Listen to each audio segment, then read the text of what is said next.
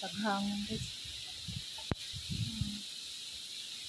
Ngayon is magandang hapon po sa inyo dyan. Magandang araw. Ayan po guys. Ang lakas ng hangin. Ang ulan.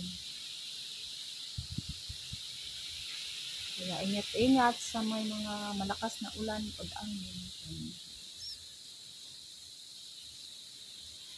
Ang manok. Takot na takot. Takot na takot ka dyan. Ang matakot. Kumain na yan sila. Kanin. Yung mga manok. Yan po po gusto tingnan nyo yung mga punong niyog. Dalawa nang naputol dyan. Tsaka to sampol. Yan, sobrang hangin. Ang lakas ng hangin guys. Mag-run out ito mamaya. Lakas talaga.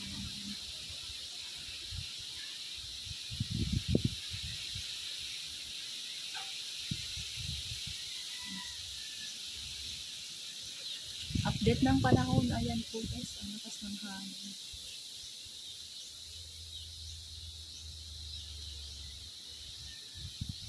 Kaya maingat tayo. Kung sabi nila Luzon, Visayas na ulan at saka at sana lahat naman yata may bagyo. Mindanao, ganun din, malakas.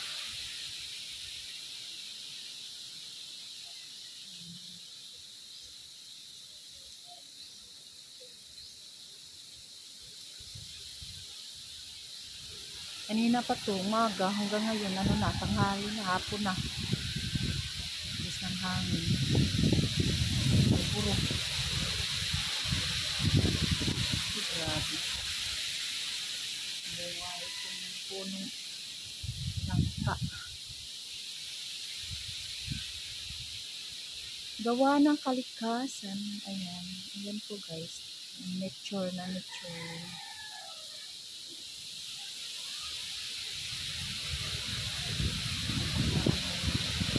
Ayun, lakas ng hangin.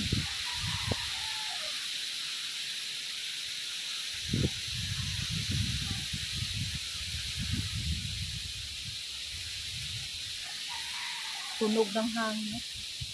Klarong-klarong. Pero hindi makikita mo yung hangin. Yung mga dahon lang po. Nakikita mo parang dumuduyan-duyan. Kita mo ang lakas ng hangin. Masayo-sayo yung mga dahon. Kaya yan guys. Ang ating panahon sa lakas ng hangin. Pagka-biis, nandun kami sa guys. Para mag-up sa evacuation ba.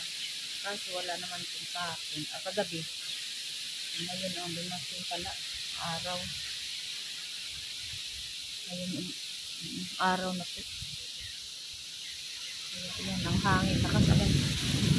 Lakas hangin. Ay, grabe.